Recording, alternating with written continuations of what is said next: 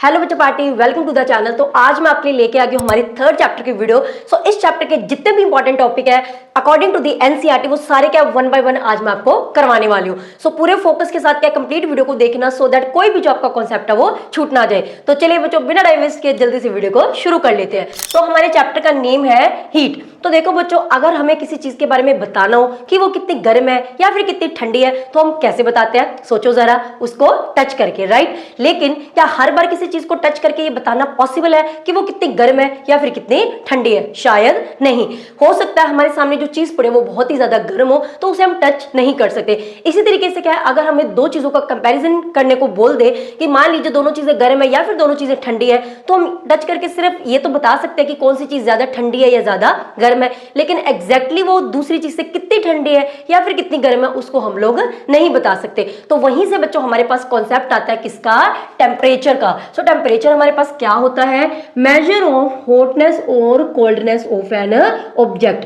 किसी भी चीज का, अगर कोई भी चीज है हमारे पास, वो कितनी गर्म है या फिर कितनी ठंडी है, उसे हम क्या कहते हैं बच्चों? टेम्परेचर। उस चीज का टेम्परेचर। तो यानी कि अगर हम किसी का क्या टेम्परेचर मेजर कर रहे हैं तो हम ये पता लगाने की कोशिश कर रहे हैं कि वो चीज कितनी गर्म है या फिर कितनी ठंडी है। ओके।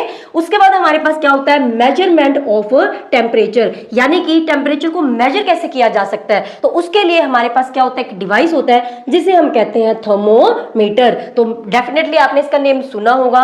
डॉक्टर्स थर्मोमीटर का यूज करते हैं कब? जब हमें हमारा फीवर चेक करवाना होता है, राइट। तो वही थर्मोमीटर है, इसी की हेल्प से हम लोग क्या है, जो टेम्परेचर है उसको क्या करते हैं? नोट करते हैं। उसके आगे हमारे पास है यूनिट ऑफ टेम्परेचर। तो जैसे बच्चों हम लोग क्या लेंथ को मेजर करते हैं मीटर या सेंटीमीटर में, वैसे ही टेम्परेचर को मेजर करने की भी हमारे पास क्या 3 यूनिट्स होती हैं। कौन कौन सी हैं? पहली है हमारे पास सेल्सियस। तो सेल्सियस को कैसे लिखा जाता है? इसको ना हम लोग इस तरीके से ऊपर जीरो लगा के और कैपिटल सी इस तरीके से लिखते हैं। तो इस जीरो को क्या बोला जाता है? डिग्री। क्या बोलते हैं? डिग्री। तो इसको बोलेंगे डिग्री सेल्सियस। ओके। जैसे कि मान लो हमने वैल्यू लिखनी है 5 डिग्री सेल्सियस, तो इस तरीके से हम लोग उसको रिप्रेजेंट करते हैं। ओके। उसके बाद दूसरी जो टेम्परेचर की यूनिट होती है वो कौन सी होती है? केल्विन। और केल्विन हमारी टेम्परेचर की बच्चों क्या होती है? एसआई यूनिट होती है। अब एसआई क्या होता है? इंटरनेशनल सिस्टम ऑफ यूनिट होता है, लेकिन इतना डीप में आपको नहीं जाना है। आपने सिर्फ इतना याद रखना है कि जो टेम्परेचर की एसआई यूनिट होती है वो क्या होती है? केल्विन। अब ये आपको क्या किसी भी कॉम्पिटिटिव या फिर एंट्रेंस एग्जाम में क्वेश्चन आ सकता है, तो इसीलिए सारी वीडियो को क्या अच्छे से ध्यान से देखते चलो। उसके बाद हमारे पास क्या जो तीसरी यूनिट आती है वो है फ़ारेनहाइट। फ़ारेनहाइट, ठीक है। फ़ारेनहाइट को हम लोग कैसे रिप्रेजेंट करते हैं? इसको भी ऐसे डिग्री लिख के और हम लोग क्या कैपिटल एफ से रिप्रेजेंट करते हैं। ओके। तो ये 3 यूनिट्स रहती है हमारी टेम्परेचर की। मोस्टली हम लोग क्या सेल्सियस को ही यूज करते हैं, या फिर इस चैप्टर में हमने क्या 2 यूनिट्स की बात करनी है, सेल्सियस और फ़ारेनहाइट की। ओके।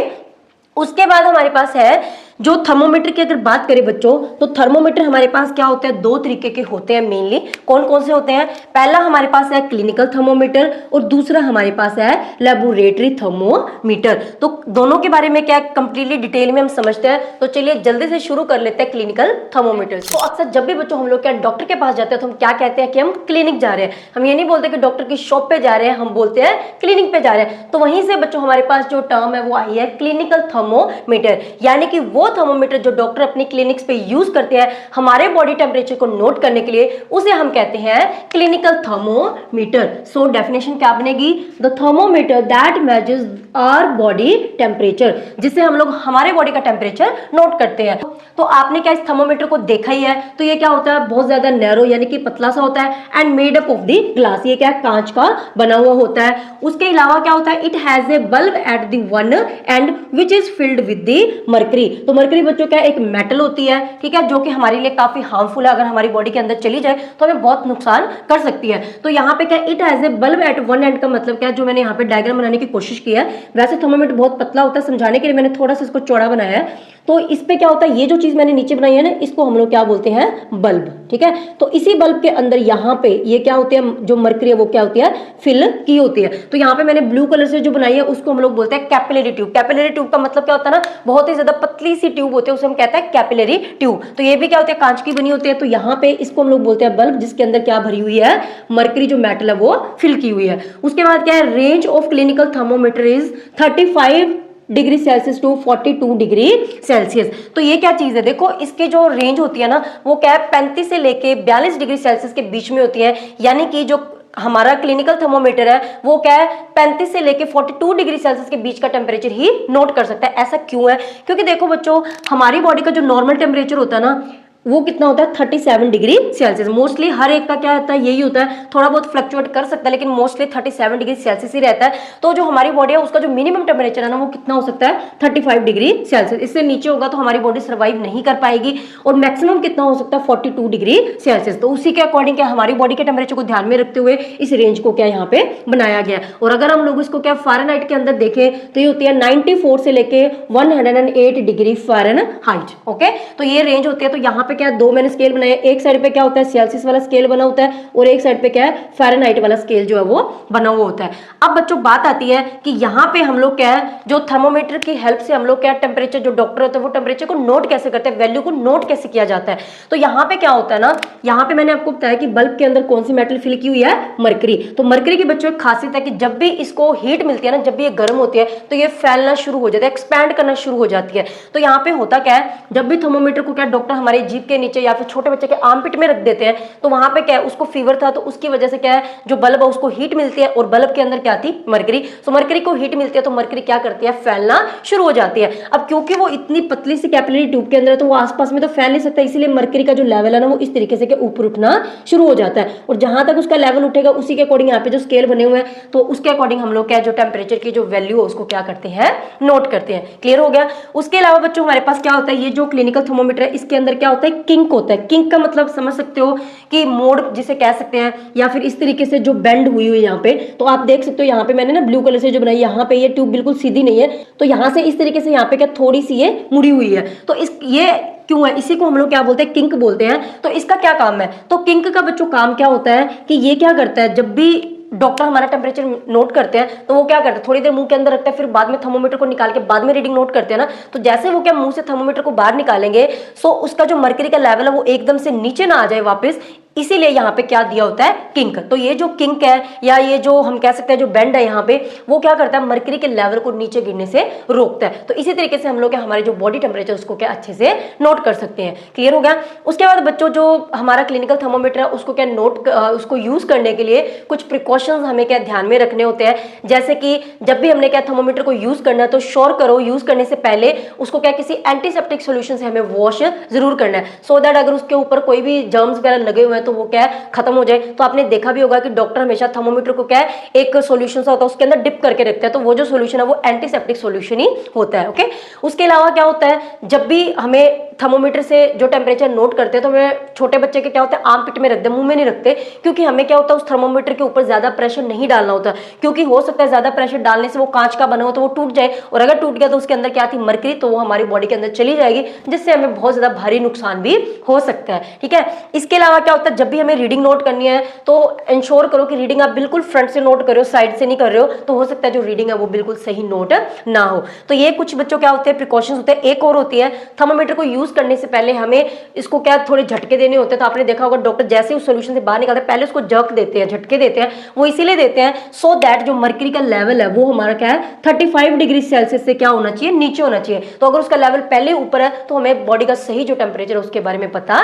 नहीं चलेगा। क्लियर हो गया। तो उसके बाद चलो हम समझ लेते हैं अब हमारे लेबोरेटरी थर्मोमीटर के बारे में। आगे बढ़ने से पहले बच्चों एक चीज मैं आपको बता दूं कि आजकल क्या है क्लिनिकल थर्मोमीटर की जगह पे जो इस तरीके के जो डिजिटल थर्मोमीटर है ना वो क्या ज्यादा यूज किए जा रहे हैं। तो इसको यूज करने के हमें क्या दो बेनिफिट है। पहला बेनिफिट तो ये कि इसके अंदर क्या मरकरी का यूज नहीं किया जाता तो ये हमारे लिए क्या यूज करना बहुत ही ज्यादा सेफ रहता है। और दूसरी चीज इससे क्या कोई भी जो पर्सन है जिसको क्या रीडिंग नोट करना नहीं आता वो भी क्या टेम्परेचर को इजीली क्या नोट कर सकता है क्योंकि इसके ऊपर क्या सीधा ये डिस्प्ले हो जाता है कि जितना भी हमारा बॉडी का टेम्परेचर है वो सीधा डिस्प्ले हो जाएगा तो उसे हमें सिर्फ रीड करना है। तो ये क्या इजी टू यूज है। तो चलिए अब हम लोग क्या समझ लेते हैं हमारे लेबोरेटरी थर्मोमीटर के बारे में। तो देखो बच्चों ये वाला जो थर्मोमीटर होता है ना इसकी हेल्प से हम लोग क्या करते हैं हमारी बॉडी के अलावा जितनी भी और चीजें हैं कोई भी केमिकल है कोई भी सॉल्यूशन है चाय है ठंडा पानी किसी भी चीज का यानी कि कोई भी जो ऑब्जेक्ट है कोई भी सब्सटेंसेस है उनके टेम्परेचर को नोट करने के लिए हमारे पास जो थर्मोमीटर होता है उसे हम कहते हैं लेबोरेटरी थर्मोमीटर। सो द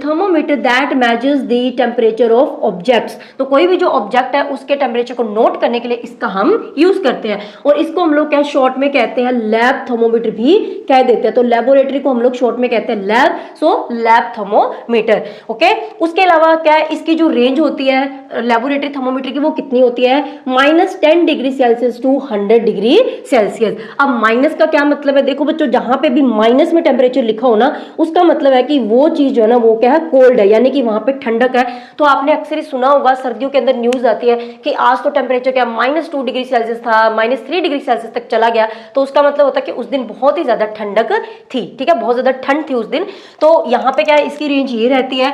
इसके अलावा क्या होता है, इसके अंदर भी क्या होता है, बल्ब होता है वन एंड पे which is filled with the mercury. तो ये दोनों के अंदर सेम चीज रहती है। इसके नीचे भी उसी तरीके से बल्ब होता है और जिसके अंदर क्या मर्करी जो वो फिल की होती है। तो इसकी पिक्चर आप क्या साइड में यहाँ पे देख सकते हो लेबोरेटरी थर्मोमीटर की। इसके अलावा इसके अंदर क्या होता है, जो कोई भी किंक है ना वो क्या प्रेजेंट नहीं होता। तो जैसे क्लिनिकल थर्मोमीटर में क्या थी, कैपिलरी ट्यूब इस तरीके से बेंड की हुई थी, इसमें ऐसा कुछ भी नहीं होता, इसमें कैपिलरी ट्यूब बिल्कुल सीधी होती है। तो इसीलिए बच्चों क्या होता है, ये वाला जो थर्मोमीटर है ना, इससे हम लोग क्या किसी भी चीज का टेम्परेचर क्या है तब तक ही मेजर कर सकते हैं अगर हमारा थर्मोमीटर उस सॉल्यूशन के अंदर क्या है डिप किया हुआ है। मान लीजिए आपने क्या है गर्म चाय का टेम्परेचर नोट करना है, तो चाय के कप के अंदर आप थर्मोमीटर को डालोगे, तो जब तक वो उसके अंदर है तभी आप क्या है जो टेम्परेचर की रीडिंग है वो नोट कर सकते हो। जैसे हम इस थर्मोमीटर को बाहर निकालेंगे, जो उसका जो मर्करी का लेवल होता है वो साथ के साथ क्या बिल्कुल नीचे आ जाता है, मतलब 0 पे आ जाता है। तो इसीलिए क्या हम लोग बाहर थर्मोमीटर को निकाल के जो रीडिंग है वो नोट नहीं कर सकते हैं। और यही रीजन है कि जो लेबोरेटरी थर्मोमीटर है उसका यूज हम लोग क्या हमारे बॉडी टेम्परेचर को नोट करने के लिए नहीं कर सकते। क्यों? क्योंकि अब तक तो आपको बच्चों समझ आ ही गया होगा, क्योंकि हमारा टेम्परेचर नोट करने के लिए हमें क्या मुंह से थर्मोमीटर को बाहर निकालना पड़ेगा, देन हम लोग क्या रीडिंग नोट कर सकते हैं। और जब तक हम बाहर निकालेंगे इसका जो लेवल है मर्करी का वो पहले नीचे आ चुका होगा, तो हम टेम्परेचर नोट नहीं कर पाएंगे। क्लियर हो गया? तो बच्चों अगर वीडियो का इंटरेस्टिंग लग रहा है, यहां तक चैप्टर समझ में आए, तो जल्दी से वीडियो को क्या लाइक कर दो एंड कमेंट सेक्शन में मुझे अपना नाम बताना और सिटी भी बताना कि आप कहां से बिलोंग करते हो, सो दैट मैं भी आपको क्या थोड़ा सा जान पाऊं। तो चलिए आगे बढ़ते हैं। इसके अलावा बच्चों क्या होता है, ये वाला जो थर्मोमीटर है ना, इसको यूज करने के लिए भी हमें क्या कुछ खास चीजों का ध्यान रखना होता है। जैसे कि ये जो थर्मोमीटर है, जब हम लोग क्या इसको किसी भी सॉल्यूशन के अंदर डालेंगे जिसका हमें टेम्परेचर नोट करना है, तो ये बिल्कुल स्ट्रेट हमें डालना है, टेढ़ा नहीं होना चाहिए, बिल्कुल सीधा होना चाहिए। और दूसरी बात कि ये जो थर्मोमीटर है जिस भी कंटेनर में आप इसको डाल रहे हो ना, उसकी सरफेस को टच नहीं करना चाहिए, इसके ऊपर ही होना चाहिए, सरफेस को टच नहीं करना चाहिए। इसका जो बल्ब है, मतलब आप इसको क्या इस तरीके से बीच में होल्ड करके रखोगे और देन आप क्या जो टेम्परेचर की रीडिंग है वो क्या नोट करोगे। और तीसरी चीज क्या है कि जिस भी सॉल्यूशन के अंदर आप क्या थर्मोमीटर को डिप करो, यानी कि जिस सॉल्यूशन का आपने जिस सब्सटेंस का आपने टेम्परेचर नोट करना है, वो जो सब्सटेंस है वो क्या इस थर्मोमीटर के बल्ब के चारों तरफ क्या सराउंडेड होना चाहिए। यानी कि आपने क्या साइड में नहीं डाला थर्मोमीटर को, बिल्कुल सब्सटेंस के बीच में डालना है, सो दैट वो बीच में रहे और चारों तरफ क्या जो सॉल्यूशन है वो उसके रहे। क्लियर हो गया? उसके अलावा क्या होता है, एक ना जो इंपॉर्टेंट क्वेश्चन इन दोनों टॉपिक में से बनता है वो कौन सा बनता है कि 1 मार्क में हमें ना इनकी रेंज पूछ लेते होते हैं, क्लिनिकल थर्मोमीटर की एंड लेबोरेटरी थर्मोमीटर की। तो रेंज याद करने का तरीका मैं आपको बता देती हूँ, इसका तो फिर भी इजी है। 10 से लेके 110 डिग्री सेल्सियस, सॉरी यहाँ पे 100 लिख दिया मैंने, यहाँ पे आना था 110 डिग्री सेल्सियस, ठीक है। तो इसकी तो रेंज ये होती है, लेकिन जो क्लिनिकल थर्मोमीटर है इसकी रेंज भी हमें पूछ लेते होते हैं। तो अगर आपको बच्चों इजी वे में याद करना है ना, तो आप कैसे याद करोगे, पहले आप 4 डैश लगा लोगे, यहाँ पे लिख लो 2, यहाँ पे 4 आपने डैश लगा लेने इस तरीके से। अब देखो ये हमारी लेफ्ट साइड है, ये हमारी राइट साइड है, तो हर काम हम लोग क्या राइट ही करना चाहते हैं ना, तो राइट से शुरू कर लेते हैं। तो यहाँ पे आपने लिखना है 2, यहाँ पे लिखेंगे 3, यहाँ पे लिखेंगे 4, यहाँ पे लिखेंगे 5। सो रेंज क्या बनेगी 35 degree Celsius to 42 degree Celsius. तो इस तरीके से इजी वे में आप इसको याद कर सकते हो, तो आपको कंफ्यूजन नहीं रहेगा। और उसका भी आप क्या इस तरीके से सोच सकते हो कि 10 डिग्री तो आपने लिखनी है, तो 10 को आपने क्या 2 बार लिखना है। यहाँ पे 10 लिखा, अब 10 को मैं एक बार और लिख रही हूँ, एक बार और लिखा तो एक यहाँ पे लगा दो, तो इसकी रेंज बन जाएगी 10 टू 110 डिग्री सेल्सियस। क्लियर है? चलिए इसके बाद हम लोग क्या हमारे नेक्स्ट टॉपिक की तरफ मूव ऑन करते हैं। नेक्स्ट टॉपिक बच्चों हमारे पास है ट्रांसफर ऑफ हीट। तो हीट के बारे में थोड़ा सा जान लेते हैं। हीट क्या होती है बच्चों? एनर्जी की एक फॉर्म है। हीट और टेम्परेचर के बीच में क्या रिलेशन होता है? देखो अगर किसी चीज के अंदर हीट ज्यादा है ना, तो उसका जो टेम्परेचर है वो भी क्या होता है ज्यादा होता है। तो दोनों एक दूसरे के क्या डायरेक्टली प्रोपोर्शनल है, जितनी ज्यादा हीट उतना ही ज्यादा टेम्परेचर, ठीक है। अब हमारे पास क्या होता है, अगर हम कुछ एग्जांपल ले, जैसे कि मान लीजिए जब भी हम लोग क्या कोई फ्राई पैन को क्या ना किसी फ्लेम पे रखते हैं तो थोड़े टाइम के बाद क्या होता है, जो फ्राई पैन है वो भी क्या होता है, गर्म हो जाता है। तो वो गर्म क्यों होता है, क्योंकि फ्लेम से जो हीट थी बच्चों वो क्या है उस फ्राई पैन के अंदर ट्रांसफर हो रही है। तो यानी कि यहाँ पे हीट ट्रांसफर हो रही है। इसी तरीके से क्या है, जब हम लोग क्या कप के अंदर गर्म चाय जो वो रखते हैं तो थोड़े टाइम के बाद चाय क्या हो जाती है, ठंडी हो जाती है अपने आप। तो क्यों ठंडी हुई वो, क्योंकि चाय के अंदर जो हीट थी ना वो क्या सराउंडिंग के अंदर क्या हो रही है, ट्रांसफर हो रही है। तो इसीलिए हम कह सकते हैं कि हीट का जो ट्रांसफर है ना एक ऑब्जेक्ट से दूसरे ऑब्जेक्ट में होता रहता है। और मोस्टली हमेशा ही क्या होता है, जो हीट है वो क्या है हॉट ऑब्जेक्ट से क्या है कोल्डर ऑब्जेक्ट की तरफ ही क्या होती है, ट्रांसफर होती है या शिफ्ट होती है। ठीक है, तो यहाँ पे हमारे पास क्या है, ट्रांसफर ऑफ हीट, उसी के बारे में हमने पढ़ना है। तो हमारे पास ना हीट के ट्रांसफर होने के 3 मेथड हमारे पास होते हैं। कौन कौन से होते हैं, पहला जो मेथड है बच्चों वो कौन सा होता है हमारा, कंडक्शन। तो कंडक्शन क्या होता है, इसको एक एग्जांपल के आपसे समझ लेते हैं। मान लीजिए बच्चों हमने क्या किया, एक स्केल लिया, ठीक है, जो कि क्या लोहे का बना हुआ है या फिर कोई भी मेटल का, स्टील का या कोई भी है। तो हमने क्या किया ना, इसके ऊपर वैक्स लगा दी है। हमारी बुक में एग्जांपल दी हुई इसलिए मैं आपको करवा रही हूँ, अदरवाइज इसको सीधा भी कर सकते थे हम लोग। तो हमने क्या किया, एक स्केल ले लिया, स्केल के ऊपर क्या ना हमने वैक्स या मोम कोई भी है वो लगा दी यहाँ पे।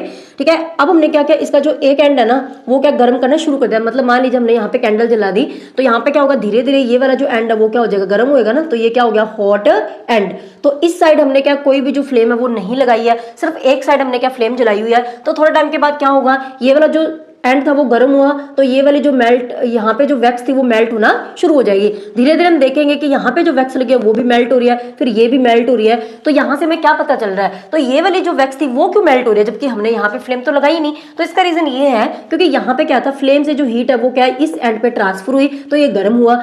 अब यहाँ पे क्या हुआ, जो इसके जो पार्टिकल्स है, अब स्केल है वो मेटल का बना हुआ है तो ये क्या पार्टिकल से मिलकर बना हुआ, इसके जो पार्टिकल्स है ना, इसके पार्टिकल, ये पार्टिकल गर्म हुआ, इसने क्या किया बच्चों, अपनी जो हीट है ना वो साथ वाले पार्टिकल में क्या कर दी, ट्रांसफर कर दी। तो ये गर्म हो गया, फिर ये गर्म हो गया, करते करते क्या सारे गर्म हो जाएंगे। तो इस तरीके से जो हीट है वो क्या है एक ही ऑब्जेक्ट के हॉट एंड से कोल्डर एंड की साइड क्या हो रही है, शिफ्ट हो रही है। क्योंकि ये जो एंड था वो ठंडा था, हमने यहाँ पे फ्लेम जो है वो ऑन नहीं की थी। तो एक ही ऑब्जेक्ट के अंदर क्या हॉट एंड से कोल्ड एंड की तरफ जो हीट है वो क्या ट्रांसफर हो रही है। और ऐसे हीट ट्रांसफर के मेथड को हम लोग क्या बोलते हैं, conduction. So the process by which heat is transferred from the hotter end to the colder end of an object. एक ही ऑब्जेक्ट के हॉटर एंड से कोल्डर एंड की तरफ जो हीट का ट्रांसफर होता है इस प्रोसेस को हम बोलते हैं कंडक्शन। क्लियर हो गया। अब यहां पे ना इतना ध्यान रखना कि कंडक्शन वाले मेथड के थ्रू हीट का ट्रांसफर सिर्फ उन्हीं ऑब्जेक्ट्स के बीच में हो सकता है जो एक दूसरे के साथ क्या होता है, फिजिकल कांटेक्ट में होते हैं। मतलब एक दूसरे के टच में होने चाहिए, तभी इस तरीके से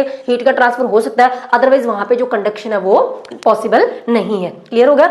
उसके बाद बच्चों हमारे पास क्या दो डेफिनेशंस आती हैं, एक है कंडक्टर्स और एक है इंसुलेटर्स। और इनके बीच में हमें क्या 2 मार्क्स के अंदर डिफरेंस भी पूछ लेते होते हैं कि कंडक्टर और इंसुलेटर्स के बीच में डिफरेंस बताओ, या फिर इनके एग्जांपल्स 1 मार्क में पूछ लेते हैं। तो काफी इंपॉर्टेंट टॉपिक है ये वाला, तो इसको अच्छे से करना। सो कंडक्टर्स क्या होते हैं, ऐसे मटेरियल्स बच्चों जो क्या करते हैं अपने आप में से हीट को इजीली पास होने देते हैं, अलाउ करते हैं, उन्हें हम कहते हैं conductors. So the materials which allow the heat to pass through them easily are called the conductors of heat. यानी कि जिनमें से हीट इजीली पास हो जाती है। तो जैसे कि आयरन हो गया, स्टील हो गया, एल्यूमिनियम, कोई भी मेटल ले लो, सारी जो मेटल होते हैं मोस्टली वो क्या होती है, हमारी हीट की कंडक्टर्स होती हैं। ओके, उसके बाद क्या इंसुलेटर्स क्या होते हैं, बिल्कुल इसका ऑपोजिट। ऐसे मटेरियल जो अपने आप में से जो हीट है उसको पास नहीं होने देते, या फिर होने देते हैं तो बहुत ही मिनिमम अमाउंट में होने देते हैं, उसे हम कहते हैं इंसुलेटर्स। और इंसुलेटर को एक और नाम से भी जाना जाता है, उसे हम क्या कहते हैं, पुअर कंडक्टर्स।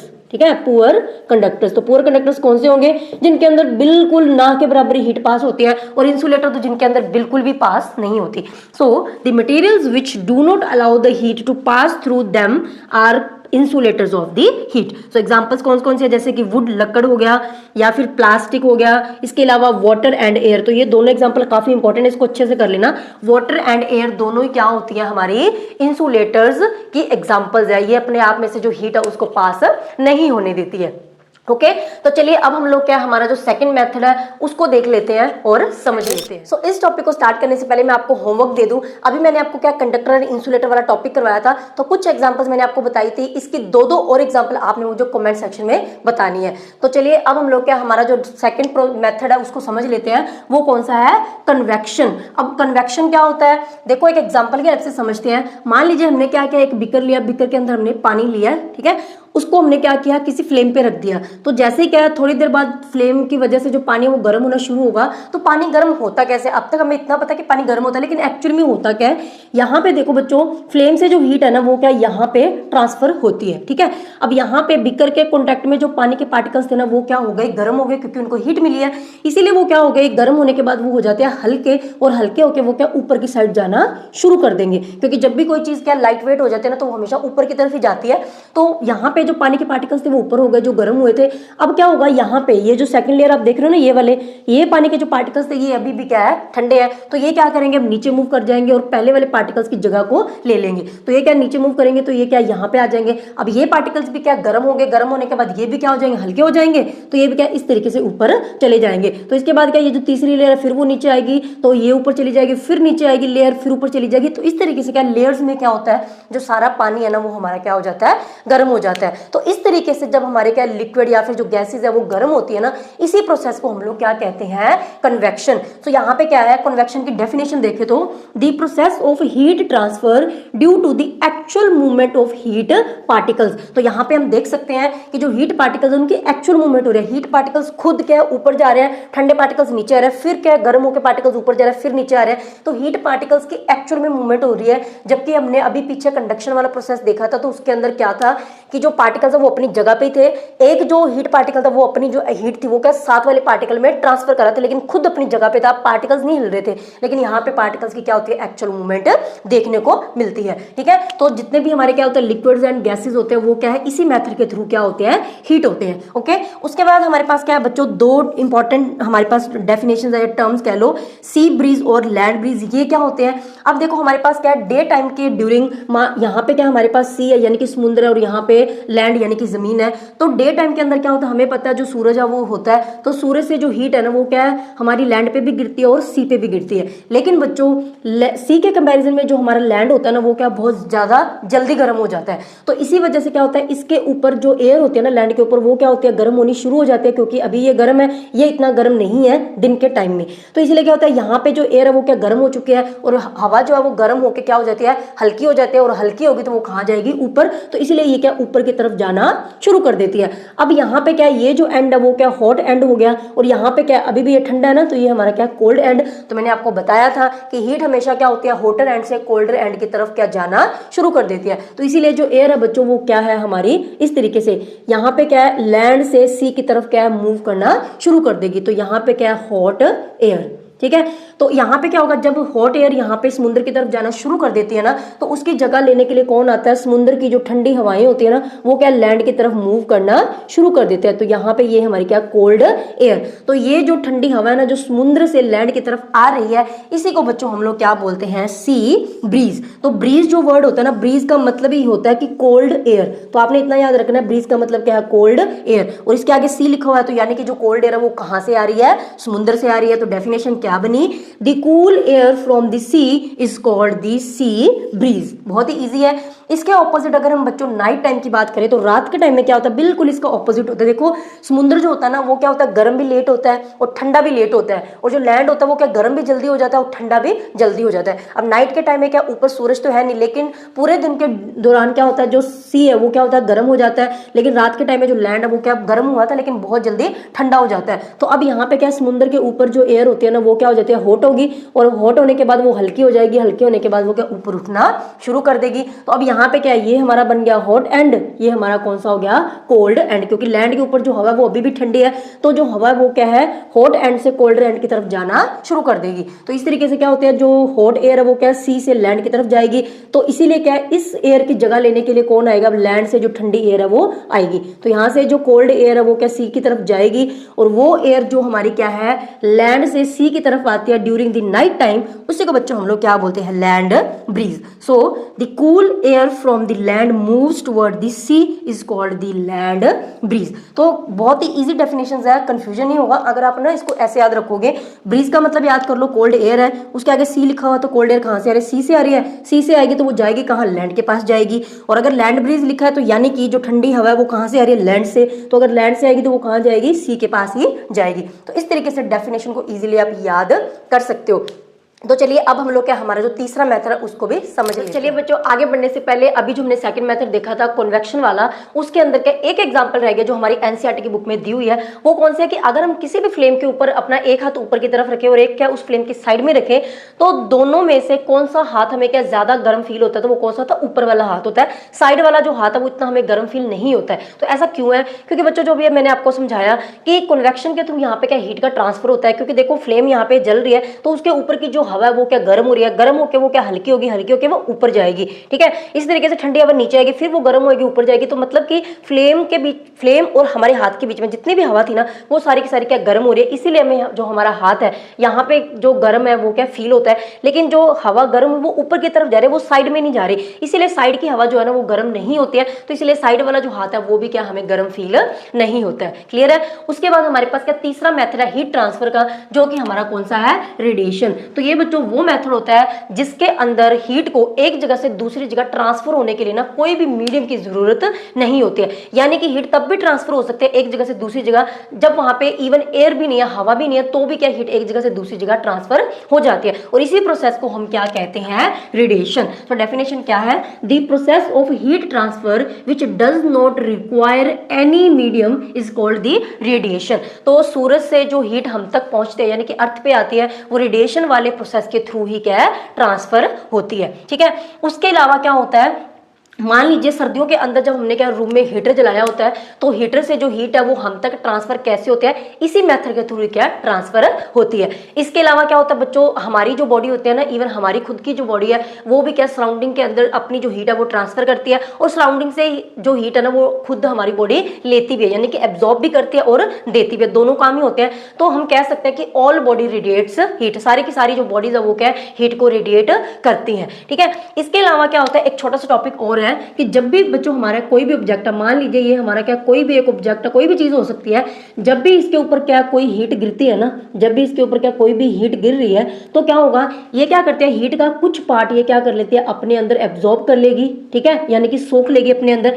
हीट का कुछ पार्ट ये क्या करते हैं, वापस भेज देती है, यानी कि उसको क्या कर देती है, रिफ्लेक्ट कर देती है। हीट को वापस भेजने को हम क्या बोलेंगे, रिफ्लेक्ट करना। और कुछ अमाउंट उस टोटल हीट का ये क्या करती है, ट्रांसमिट हो जाती है, यानी कि जो हीट है वो क्या हो जाती है, उसके पार हो जाती है, ट्रांसमिट। ठीक है, कुछ तो जितनी टोटल हीट आई उसका कुछ पार्ट उसने एब्जॉर्ब कर लिया, कुछ उसने रिफ्लेक्ट कर दिया यानी कि वापस भेज दिया, और कुछ ट्रांसमिट हो जाता है यानी कि उसके पार ही हो जाता है। तो इसी बेस पे क्या होता है, जितना कोई भी ऑब्जेक्ट जितना क्या है हीट को एब्जॉर्ब कर रहा है ना, उसी के अकॉर्डिंग उस बॉडी का क्या होता है, जो टेम्परेचर है वो भी क्या बढ़ता है। अगर किसी ऑब्जेक्ट ने क्या ज्यादा हीट को एब्जॉर्ब किया है तो उसका जो टेम्परेचर है वो क्या ज्यादा बढ़ेगा, कम किया तो कम बढ़ेगा। इसीलिए हम कहते हैं कि गर्मियों में जब भी बाहर जाओ तो अम्ब्रेला लेके जाओ। क्यों? क्योंकि बच्चों अगर अम्ब्रेला हमारे सिर के ऊपर होगी तो हमारे ऊपर जो हीट है वो क्या ज्यादा गिरेगी ही नहीं, और अगर अम्ब्रेला नहीं होगा तो सन से सीधी जो हीट है वो हमारी बॉडी के ऊपर गिरेगी, तो हमारे कपड़े भी हीट को एब्जॉर्ब करेंगे, हमारी बॉडी भी करेगी, तो हमारी बॉडी का जो टेम्परेचर है वो क्या बढ़ जाएगा और हमें बहुत ज्यादा गर्मी फील होएगी। ठीक है, इसीलिए हम लोग क्या इसी कॉन्सेप्ट के बेस के ऊपर हम लोग क्या है, जो हमारे कपड़ों की चॉइस है ना, अलग अलग सीजन में हम लोग क्या चूज करते हैं।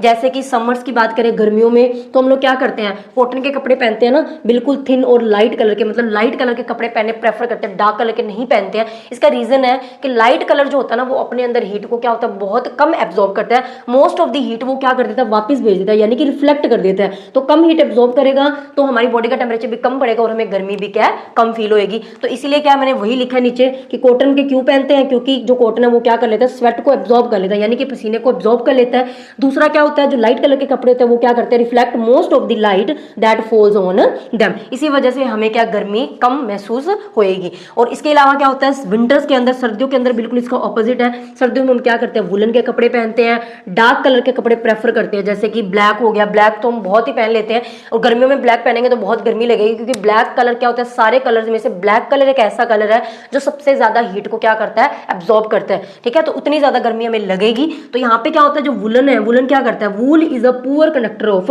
हीट। तो वूल बच्चों क्या होता है, हीट का पुअर कंडक्टर, यानी कि इसने क्या हीट को जब एब्जॉर्ब कर लिया तो ये क्या हीट को जल्दी से अपने आप में से बाहर निकलने नहीं देता, जिससे क्या होता है, हमारी जो बॉडी है वो भी क्या गर्म रहती है, और सर्दियों के अंदर हमें क्या अच्छा गर्म गर्म फील होता है। इसके अलावा क्या होता है, जो एयर है वो क्या होती है, ट्रैप हो जाती है इन बिटवीन दी फाइबर्स। तो जो हमारा वूल होता है, वुलन होता है, उसके बीच में जो फाइबर्स होते हैं ना, उसके बीच में हमें पता है कि थोड़ी थोड़ी स्पेस होता है, तो स्पेस के अंदर एयर भर जाती है, और एयर मैंने आपको पीछे बताया था इंसुलेटर है हीट की, मतलब वो भी हीट को क्या ट्रैप करके रखते हैं, हीट को अपने में से पास नहीं होने देते। तो इस तरीके से क्या होता है, सर्दियों के अंदर हमें जो वुलन है वो क्या है, थोड़ा सा गर्म फील करवाता है और हमें अच्छा फील होता है। तो ये था बच्चों हमारा कंप्लीट चैप्टर। तो आई होप कि आपको पूरा चैप्टर क्या अच्छे से समझ में आ गया है। कोई भी डाउट है तो आप मुझे क्या कमेंट सेक्शन में पूछ सकते हो, और इस चैप्टर के जो नोट्स है वो भी आपको क्या मेरे टेलीग्राम चैनल पे मिल जाएंगे। उसका जो लिंक है वो आपको क्या डिस्क्रिप्शन बॉक्स में मिल जाएगा, वहां से आप उसको क्या ज्वाइन कर सकते हो। तो चलिए बच्चों, मिलते हैं नेक्स्ट वीडियो के अंदर। Till then take care, bye bye.